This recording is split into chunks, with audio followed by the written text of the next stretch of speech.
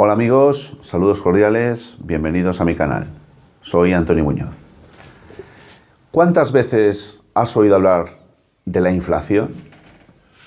¿Cuántas veces has escuchado en medios de comunicación, periódicos, etcétera, que el porcentaje de inflación ascendía o ha subido o ha bajado con relación al mes anterior? ¿O que el porcentaje de inflación ha sido durante el año de tanto o de cuánto?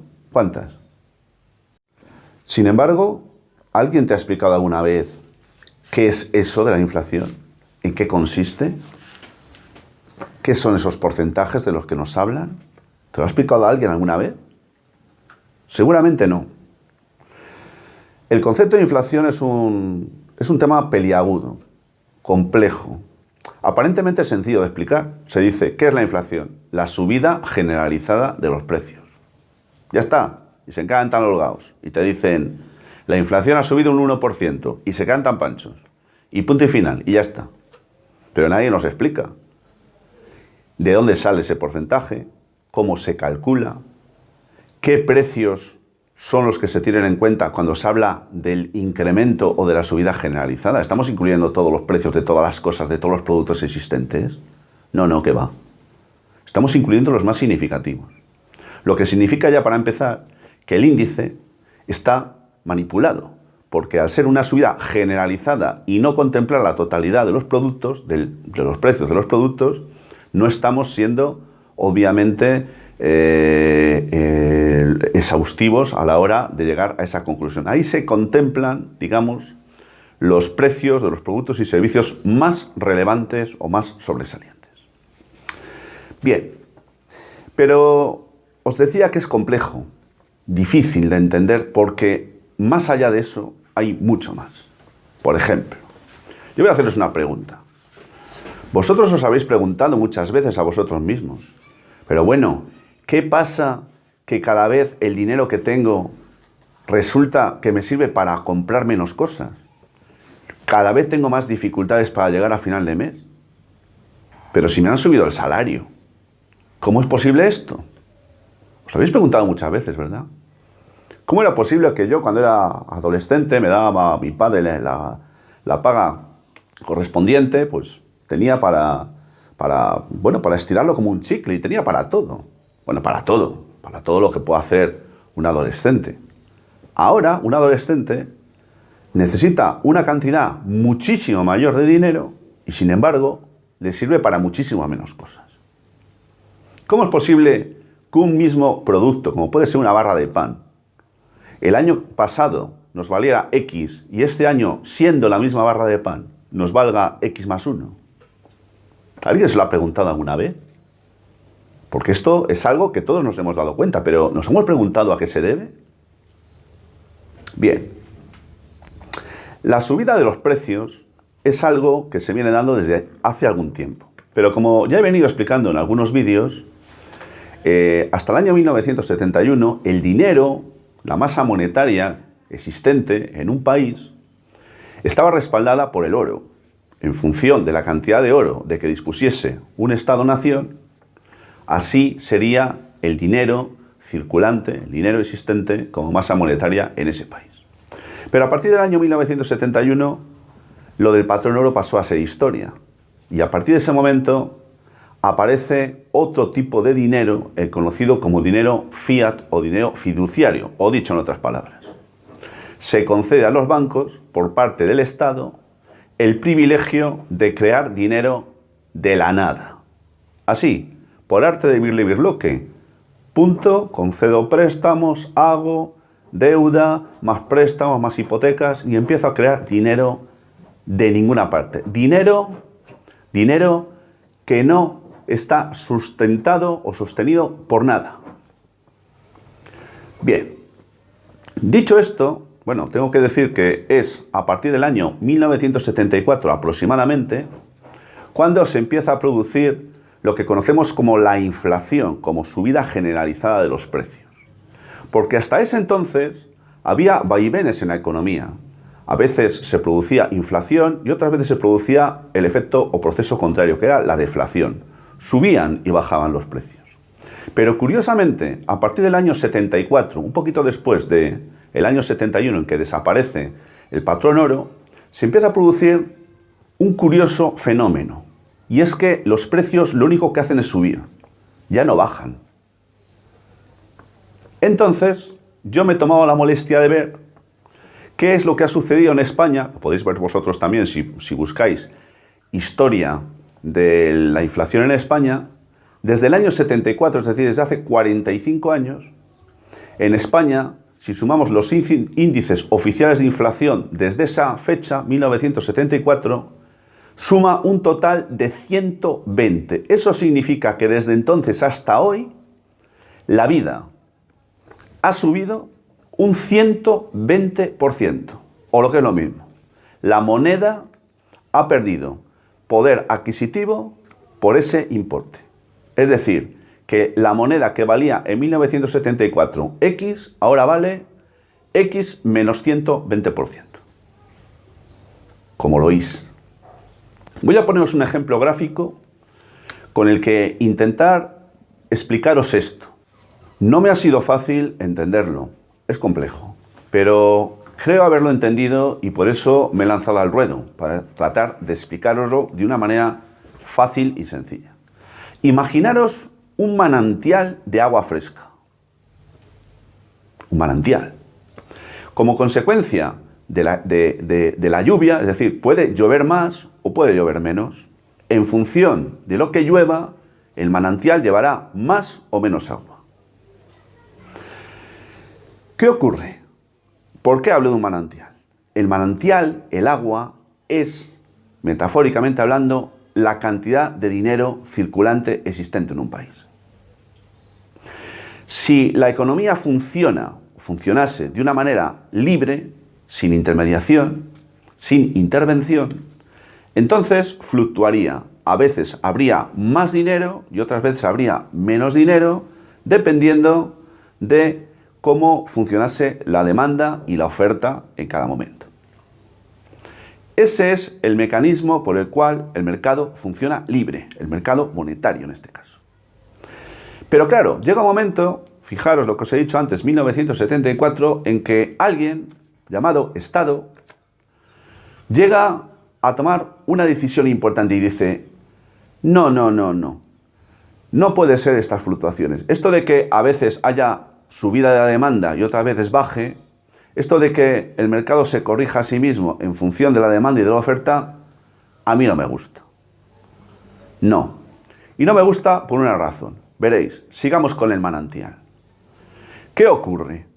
Dice alguien llamado Estado: yo no puedo depender de que llueva más o de que llueva menos.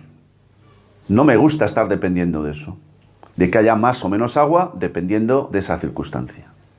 ¿Qué voy a hacer entonces? Imaginaros que el Estado pudiera inyectar, es decir, meter en ese manantial una cantidad de agua mucho mayor que la que genera la lluvia, más o menos lluvia, que haya podido producirse durante un determinado periodo de tiempo. ¿Qué ocurre? Ocurre entonces que el manantial llevaría mucha más agua, ¿verdad que sí? Bien, pero ¿qué ocurre por otra parte? Ocurre que por un lado tenemos el agua cristalina, fresca y pura del principio, producto de la lluvia, y por otro lado tenemos otra cantidad de agua que no es producto de la lluvia, sino que puede ser embotellada, por poner un ejemplo, ya sé que para que lo entendáis. Y entonces se produce un fenómeno curioso. Tenemos mucha más cantidad de agua llevada a la economía. Tenemos mucho más dinero en circulación. Pero fijaros, al haber más dinero en circulación se crea la ficción, la ilusión en la gente de que la gente tiene, de que nosotros tenemos más dinero para usar. Pero digo que es una ficción y es una ilusión por una razón. Porque aunque aparentemente tengamos más dinero, ¿qué es lo que ha ocurrido al mezclar el agua pura con el agua que no lo es? Pues que la primera ya no tiene el valor, la pureza que tenía al principio. Y entonces lo que va a suceder es que ese agua ya no tiene la misma calidad.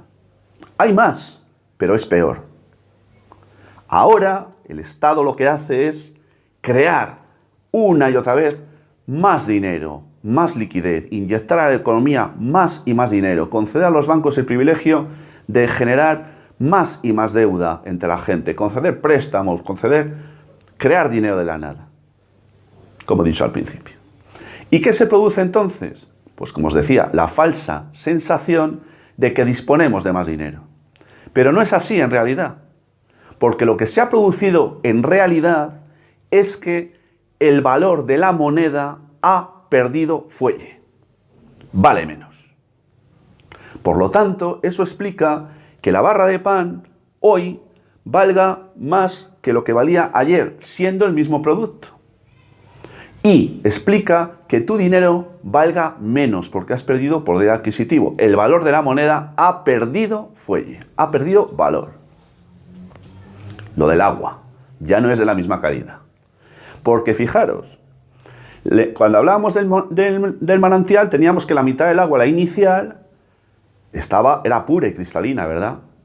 Llevado al término económico, estaba respaldada por algo real, que era el oro. Pero cuando llega ese tercero y mete más agua, porque no le gusta eso de estar dependiendo de si llueve más o de llueve menos, mete agua embotellada. ¿Y qué es lo que ocurre? Pues que ese agua embotellada no está respaldada por nada. Es ficticia.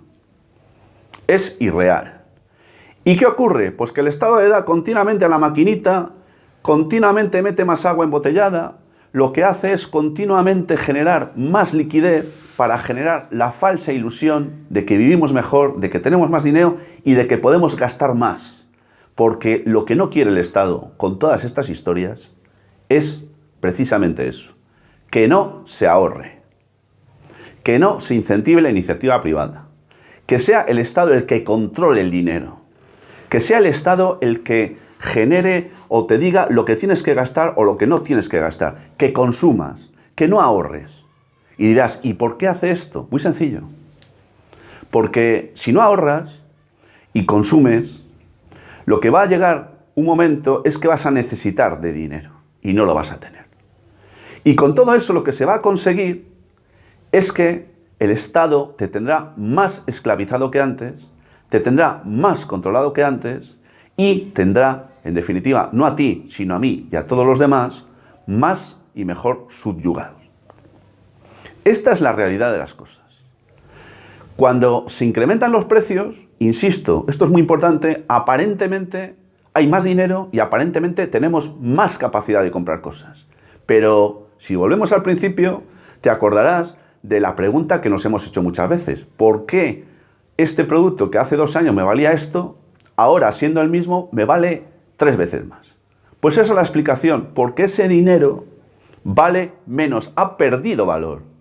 Y aunque tú creas disponer de mayor cantidad, la realidad es que no es así. Pero es que, además de todo lo que os he explicado, como consecuencia de ese incremento ficticio, de ese dinero que aparentemente tú tienes, además de todo lo que os he explicado, está, al ser dinero en buena parte de él ficticio y real, por lo que os he explicado antes, no está sostenido sobre oro, cada vez que inyectamos más, imaginaos que cada vez mete más botellas embotelladas. Cada vez el agua pura y cristalina inicial tendrá menos calidad.